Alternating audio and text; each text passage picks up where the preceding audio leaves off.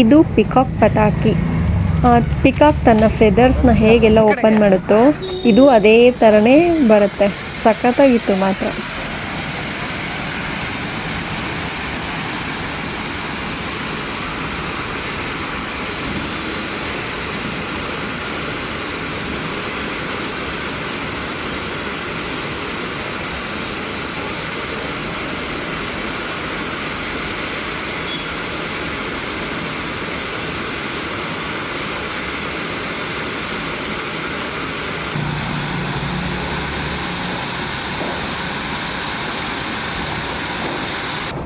ಇದು ಡೆಲ್ಲಿ ಕ್ಯಾಪಿಟಲ್ಸು.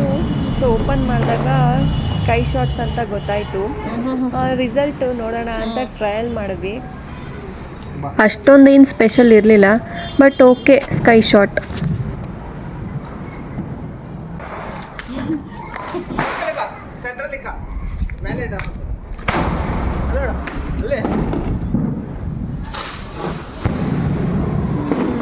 ನೈಸ್. ಅಷ್ಟನಾ?